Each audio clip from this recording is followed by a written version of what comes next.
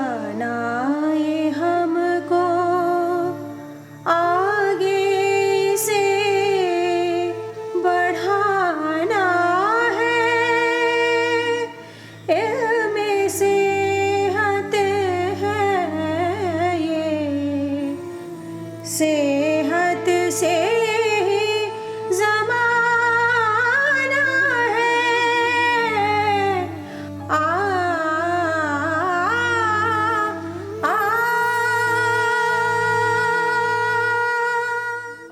ख़वातीन व हज़रात, डीडी उर्दू के प्रोग्राम इल्म सेहत में हम आपका खैर मकदम करते हैं। पिछली बार जब हमने बात की थी किस तरह से यूनानी तिब हिंदुस्तान पहुंची और किस तरह लोगों ने इसे अपनी ज़िंदगी में शामिल किया, ऐसी क्या खासियत रही होगी इस तिब में कि बाहर की होने के बावजूद यहाँ के लोगों ने इसे अपनाया। यूँ तो यूनानी तिब में कई खासियतें हैं, मसलन बीमारी की पहचान करने के तरीक़े। आज की कड़ी में हम इसी पर तवज्जो देंगे। यूनानी तरीका इलाज में नब्ज़ को बहुत अहमियत दी गई है, लेकिन महज नब्ज़ को महसूस करके ही मरीज़ के हालात का बयान कर देना कोई आसान काम नहीं है। इसके लिए लंबे तजुर्बे की दरकार पेश आती है, और जाहिर सी बात है कि तजुर्बा एक दिन में तो आता नहीं है। इसके लिए ज़रूरत पड़ती है कई सालों की कड़ी मेहनत और रियाजत की, जो एक बढ़िया हकीम की देखरेख में ही हो पाती है। यूनानी जो तरीक़े इलाज है ये होलिस्टिक अप्रोच का हामिल है। होलिस्टिक अप्रोच का मतलब ये है कि पूरी बॉडी को एक जिस्म तस्वुर किया जाता है और हर आर्गन हर अज़्व एक दूसरे से जुड़ा हुआ माना जाता है। चुनांचे अगर किसी एक आर्गन में कोई तकलीफ़ होगी, कोई बीमारी होगी, कोई इन्फेक्शन होगा तो दूसरे ऑर्गन्स भी उससे अफेक्टेड होंगे। इसलिए हकीम जो यूनानी मेडिसिन का डॉक्टर है वो मरीज़ को उसके मिजाज को समझने की कोशिश करता है और किस वजह से ये बीमारी हुई है उस वजह को तलाश करने की कोशिश करता है। बहुत से अमराज ऐसे होते हैं कि आदमी के जहन से आदमी की सूरत देख के ही मालूम हो जाते हैं कि किस शक्ल में आदमी आ रहा है। हमारे पास जब मरीज़ आता है तो हम सबसे पहले उसका शक्ल देखते हैं और उसके बाद नब्ज़ देखते हैं। नब्ज़ देखते तो मालूम हो जाता है कि नब्ज़ की जो क़ुव्वत है इंबिसाती और इनक़बादी, यानी एक खुलने की और एक बंद होने की क़ुव्वत है। मुझे दोनों का एहसास होता था कि बंद होने की क़ुव्वत में क्या असरता है और खुली में क्या होता है। अब ये आदमी अगर मश्क करे आदमी समझ सकता है कि किस मर्द में क्या तकलीफ़ होती है, किस मर्द में नफ्स कैसी चलती है। कोई मुश्किल काम नहीं है, लेकिन आदमी गौर नहीं करता है और मश्क नहीं करता है। नफ्स के बारे में तिब्बा कहते थे कि साहब जो है ये बदन का वो अमल है कि जिससे कि बदन के अंदर होने वाली तमाम तब्दीलियों को महसूस किया जा सकता है या देखा जा सकता है, और इसीलिए बहुत अरसे तक नब्ज़ के ऊपर बहुत एम्फसाइज़ किया जाता रहा। लोग नब्ज़ को अब देखते रहे और आज भी नब्ज़ की अपनी अहमियत है, लोग उसको इस्तेमाल में लाते हैं। ये डिपेंड करता है कि वो जो तबीब है वो अपनी हज़ाकत पर उसकी डिपेंड करता है, कितना नब्ज़ को समझता है, कितना नब्ज़ के बारे में जानता है, कितना नब्ज़ को महसूस कर सकता है। जब आप 100-200 मरीज़ 500 मरीज़ देखेंगे तब ये अवेयर करना पड़ता है, आपको सेंस ऑफ टच को डेवलप करना पड़ता है, उंगलियों को आपके, तो उसके हिसाब से वो चीज़ बताई जा सकती है, वैसे डिफ़ाइन नहीं की जा सकती। वो ये सेंस ऑफ टच का मैटर है। कभी नब्ज़ होती है तो उसमें दो दलालतें होती हैं। एक तो यह है कि आदमी का ब्लड प्रेशर हाई हो सकता है, एक आदमी ज़्यादा कुव्वत भी हो सकती है। अगर ब्लड प्रेशर ज़्यादा नहीं है लेकिन आदमी अगर कभी है, जब भी उसकी नब्ज़ कभी होगी, वो पल्स जो है, वो नब्ज़ जो है वो उंगलियों पर बाकायदा 3 हिस्सों में हमारे लगेगी और हम उससे समझेंगे ये नब्ज़ जो है वो कभी है और आदमी के अंदर कुव्वत है। अगर नब्ज़ जो है वो ज़ईफ़ है और उसका मलमस हल्का सा जो है मामूली ठंडा है या गर्म है, हम उससे महसूस करते हैं कि इसकी मिजाज में इसकी क्या हरारत है या बरूज़त है, या इसके मिजाज में सफरावियत है या बलगमियत है।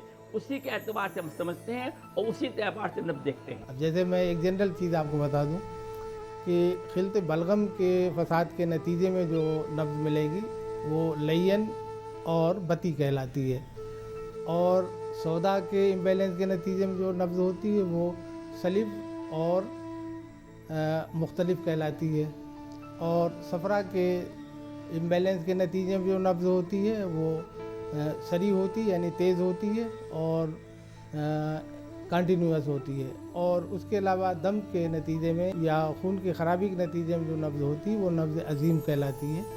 ये मोटी मोटी किस्में हैं। वो अमराज के जिनके अंदर वर्म होता है तो उन वर्म के अंदर मखसूस नब्ज़ होती है। बहुत सारी उम्रें हैं, उन उम्रों के एतबार से उनकी नब्ज़ होती है। बच्चों की नब्ज़ अलग है, बड़ों की नब्ज़ अलग है, हामिला ख़वातीन की नब्ज़ अलग होती है। ये सारी नब्ज़ें हमारे लिटरेचर में बयान भी है और अतिब्बा अपनी महारत के एतबार से तशख़ीस मर्ज़ के लिए उनका इस्तेमाल करते हैं। बीमारियों के लिहाज से जैसे मान लीजिए कब्ज़ की नब्ज़ है, कब्ज़ की नब्ज़ जो है बहुत उसकी रफ़्तार बहुत सुस्त हो जाती है और स्ट्रोक उसका ज़रा पावरफुल होता है। इसी तरह से लिकोरिया की नब्ज़ है, लिकोरिया की नब्ज़ में एकदम सूरत होती है और सूरत के साथ साथ उसमें इख्तलाफ होता है। उसको नब्ज़ पे हाथ रखते ही हम उसको बता देते हैं कि साहब ये लिकोरिया की नब्ज़ है। या जरियान की जो धात वात की शिकायत लेके आते मरीज़ उनकी, या खांसी आ रही है उनकी, इस तरह की मुख्तलिफ नब्ज़ें हैं। और नब्ज़ों की जो मुरक्कब किस्में हैं, मुफरद मुरक्कब मानी जाती है।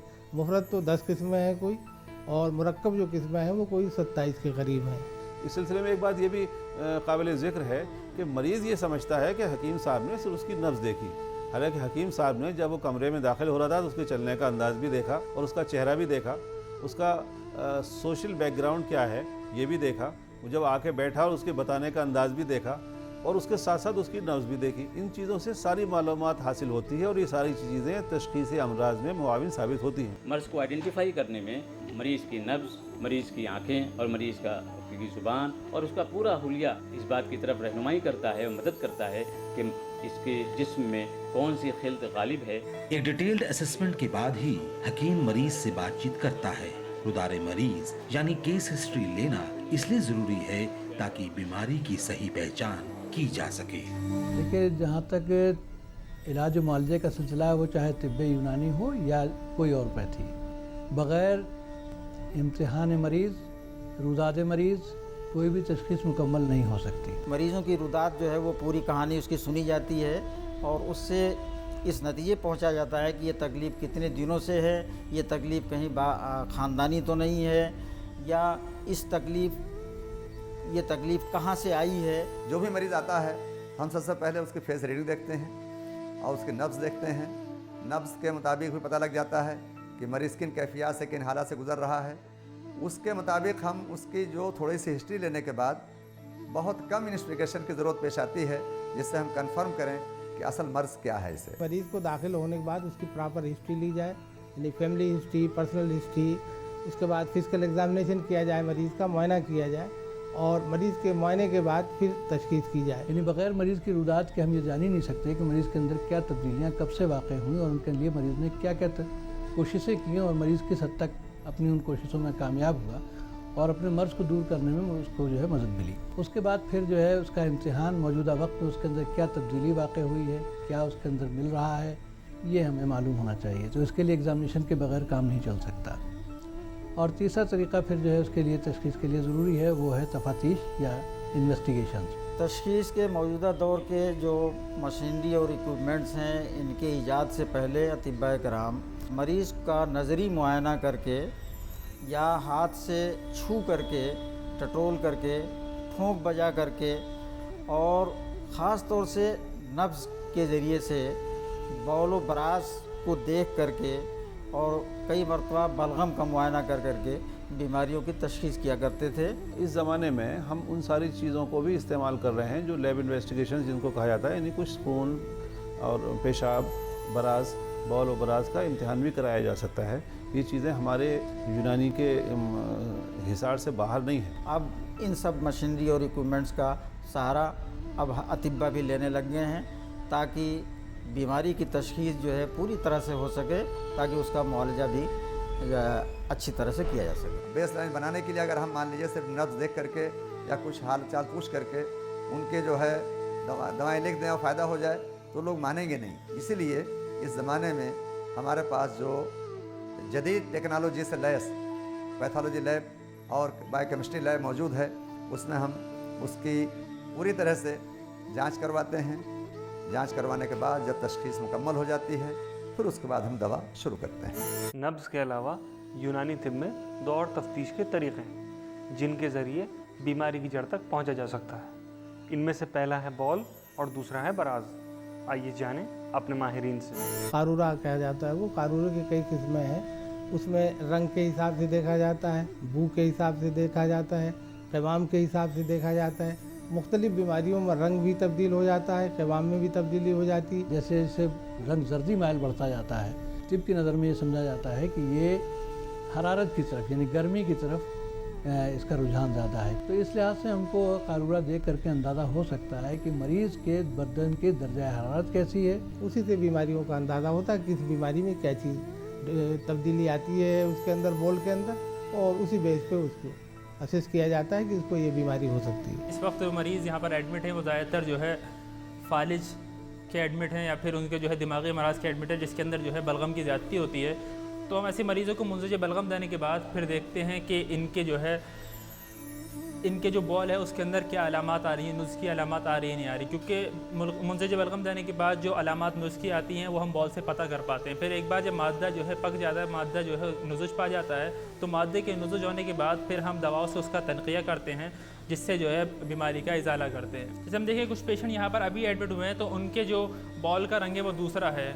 जैसे ये पेशेंट जो है सिर्फ 3 दिन पहले एडमिट हुआ है तो इसके बॉल के अंदर नुज़ुज की कोई अलामत नहीं है। इस बॉल का रंग जो है सफ़ेदी माइल है, इसके अंदर थोड़ी ग़िल्ज़त है, और इसके अगर हम रसूब देखें तो इसके रसूब भी थोड़ी देर तक कायम रह रहे हैं, मतलब कि मादा इसके अंदर जो है कोई गलीज़ मादा मौजूद है जिसकी वजह से इसके रसूब इस वक्त मौजूद हैं। इसके बलमुक़ाबिल हम देखें पेशेंट जो है जो पिछले 15 दिन से दवा खा रहा है, तो इसके बाद हमें लग रहा है कि इस मरीज़ के बॉल के अंदर जो है नुज़ुज के अलामत मौजूद हैं और इसका रंग तब्दील हो रहा है। इसके अलावा जो है इसके अंदर कोई कदूरत नहीं है, ये कारूरा शफ़ाफ़ है, इसका रंग जो है वो तिबनी की तरफ माइल है। अगर पेशाब ग्रीनिश है यानी वो हरेपन में ज़्यादा है तो उसमें इम्कानात ज़्यादा होते हैं कि वो इन्फेक्शन है, तादिया है, तो उसके लिए भी हम कल्चर एंड सेंसिटिविटी का टेस्ट करा के देख लेते हैं। इसी तरह से रंग के और रसूब के अलावा कारूरे का जो है वो उसकी मिक़दार के ऊपर, उसकी बू के ऊपर भी दलालत की जाती है। जैसा कि हम सब जानते हैं कि कारूरे की मिक़दार इस पर मुनसर करती है कि मौसम क्या है, पानी कितना पिया जा रहा है, यानी बदन के अंदर हाइड्रेशन कितना है। पेशाब उसको बार बार आ रहा है और ज़्यादा मिक़दार में आ रहा है तो हमें महसूस करते हैं कि मुमकिन है कि इनको ज़्यादतस सुकरी की बीमारी हो, तो उसके लिए भी हम जांच कराते हैं। पेशाब से पहले जलन होता और हर 2-2.5 घंटे में एक वक्त पेशाब करना पड़ता है। अगर पेशाब करने में देरी हो गई तो कंट्रोल से बाहर पेशाब कपड़ों में हो जाने का खौफ रहता। मुझे इनकी दवाइयों से फ़ायदा हुआ है। एक चीज़ जो बीच में माने दरमियान में हायल है वो ऑब्स्टेकल, वो उम्र का तकाजा है। वो उम्र जैसा आदमी की बढ़ती रहती है डिजेनरेशन होता है। बोल और बराज की जांच भी तशखीस का एक ज़रूरी हिस्सा है। खान पान की तासीर और वक्त की खासी अहमियत होती है। बोल और बराज की मुकम्मल जांच करने के बाद ही मर्ज को ठीक से समझा जा सकता है। तो दूसरा अहम जो हिस्सा है वो बराज का है। बराज कहते हैं इजाबत को, यानी जो रोज़ाना आदमी को इजाबत होती है, खारिज होता है बदन से। जैसा कि हम जानते हैं कि एक तबई अखराज जो है वो कैसा होना चाहिए और हम उसको देख करके कैसे अंदाज़ा लगा सकते हैं कि इसमें कोई बीमारी के उनसुर हैं या नहीं है। बराज में ऐसा है कि जैसे मुख्तलिफ़ किस्म के ये आम मुशाहिदा है कि किसी को पेचिश होती है तो उस तरह का बराज अलग होता है कि उसमें आँव भी आ रही है, शुद्धा सा भी हो जाता है। मरीज़ों को जो सबसे ज़्यादा शिकायत मिलती है वो दो ही मिलती है कि या तो बॉल जो है वो रकीक है या बहुत ही जिसको कहते हैं कब्ज़ की शिकायत है, बहुत ही सकील है। अगर उसको डायरिया है यानी इसहाल है तो उसमें पतले से दस्त आते हैं, कभी पीले होते हैं, कभी पानी की तरह होता है, कभी सलाइन की तरह होता है। बोलो बराज की भी जांच करवा के देखते हैं कि उसमें रूटीन में क्या पोजीशन है, माइक्रोस्कोपिक पोजीशन क्या है उसकी। नज़री मुआयना के बाद देखना होता है कि क्या रंगत है उसकी, क्या बीमारी हो सकती है। तो इसलिए बराज की अहमियत इस माना में भी है कि हम ये देख करके अंदाज़ा लगा सकते हैं कि आया मरीज़ का इस्तेहलाए बदनी जो है वो तबई की तरफ है या नहीं है। अगर तबई की तरफ नहीं है तो बराज के अंदर बहुत सारी तब्दीलियाँ रूनुमा होने लगेंगी और नतीजतन हमें कुछ तशख़ीस में मदद मिल सकेगी कि ये मर्ज़ किस तरह का हो सकता है। इसके अलावा इंसान के अखलातों और मिजाज को समझना बहुत ज़रूरी है। जैसा कि हम जानते हैं कि जिस्म के चारों अखलात और असबाब सित्ता ज़रूरिया का आपसी तालमेल बेहद ज़रूरी है। कुल मिलाकर ही ये सब तय करते हैं कि आगे चलकर इंसान को कौन सी बीमारी होने का ख़तरा है। अखलात का नज़रिया हमारे तिब्बे यूनानी का अहम नज़रिया है और इसका बानी बुकरात है। सबसे पहले बुकरात ने इस नज़रिए को दिया था और उसने बतलाया था कि जिसमें 3 तरह की चीज़ें होती हैं। जितने ठोस चीज़ें होती हैं वो आज़ा कहलाते हैं, ऑर्गन कहलाते हैं, और जितने तरल पदार्थ होते हैं वो अखलात कहलाते हैं, और जितने हवाई चीज़ें होती वो अरवाह कहलाते हैं। दरअसल ये बात समझने की ज़रूरत है कि यूनानी तरीक़े इलाज में ये बात तस्लीम की जाती है, और हज़ारों साल के तजुर्बे से ये बात साबित हो चुकी है कि इंसान के जिस्म में 4 अखलात पाए जाते हैं जिनको अंग्रेज़ी में ह्यूमर्स कहा जाता है, जिनमें से एक खून है, एक सफ़रा है जिसको पित्त कहते हैं, और एक सौदा है जिसको ब्लैक बाइल कहते हैं, और एक बलगम है। अखलात वही हैं जो रगों के अंदर पाए जाते हैं, रगों के बाहर पाए जाने वाले अखलात नहीं हैं। खून हार रतब है, सफ़रा हार याबिस है, बलगम बारिद रतब है, और सौदा बारिद याबिस है। ये 4 ह्यूमर्स, ये 4 अखलात, ये जब इंसान के जिस्म में नॉर्मल होते हैं अपनी क्वांटिटी और क्वालिटी के एतबार से, तो इंसान का जिस्म नॉर्मल समझा जाता है। लेकिन जब इनमें से कोई एक भी ह्यूमर या एक भी खिल्त अपनी क्वांटिटी और क्वालिटी में डिस्टर्ब हो जाती है और वो एबनॉर्मल हो जाती है, तो उससे रिलेटेड बीमारी होती है। मिसाल के तौर पर सफ़रा, जिसको येलो बाइल या पित्त कहते हैं, वो जिस्म में एबनॉर्मल हो जाता है, यानी उसका एक्सेस फॉर्मेशन शुरू हो जाता है, उसका बनना ज़्यादा हो जाता है, तो फिर गर्म और खुश्क बीमारियां उस जिस्म में लाहिक होने लगती हैं, जैसे सोरियासिस है, जैसे एक्ज़मा है, जैसे ख़ारिश है।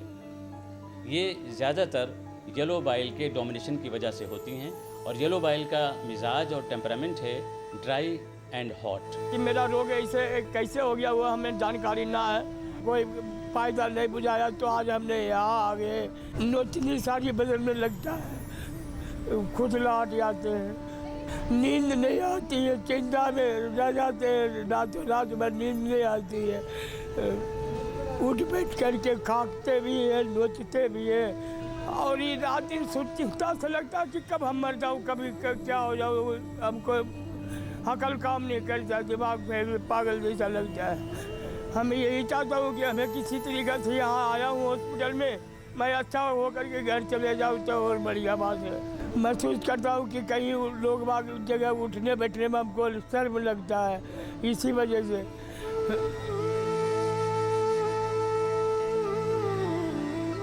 लिहाजा ऐसे मरीज़ से हम ये कहते हैं कि वो गर्म और खुश्क चीज़ों से परहेज़ करे। खाई हुआ खा जाती बहुत, खाई बहुत आती थी, है तो कुछ कम है, इलाज करने कुछ कम है।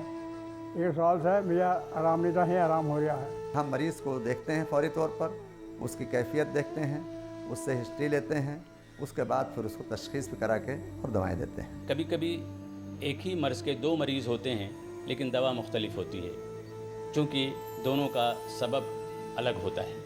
मिसाल के तौर पर एक मरीज़ नज़ले की शिकायत लेकर आता है और दूसरा मरीज़ भी नज़ले की शिकायत लेकर आता है, लेकिन एक को मिजाज में हरारत की वजह से नज़ला हुआ है और एक को मिजाज में बरूदत के गलबे की वजह से नज़ला हुआ है। इसलिए हरारत और बरूदत यानी गर्मी और सर्दी सबब है, लिहाजा जो गर्मी का सबब है जिस मरीज़ में, उसके लिए दूसरी दवाओं का इंतखाब होगा, और जिस मर्ज़ का सबब सर्दी है और बरूदत है उसका इलाज बिल्कुल दूसरी दवाओं से होगा।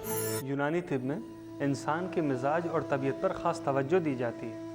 जब तक कि मरीज़ के मिजाज की पूरी तरह से शिनाख्त न कर ली जाए, किसी भी तरीक़े के इलाज की शुरुआत नहीं की जाती, और यही वजह है कि ये इलाज हर मरीज़ के लिए एक अलग और नए तरीक़े से ही तैयार किया जाता है। कि यूनानी की बुनियाद जो है वो मिजाज के ऊपर है। हम आम ज़बान में लोगों को समझाने के लिए एक बात ये कहते हैं कि यूनानी के अंदर मरीज़ का इलाज किया जाता है, मर्ज़ का इलाज नहीं किया जाता।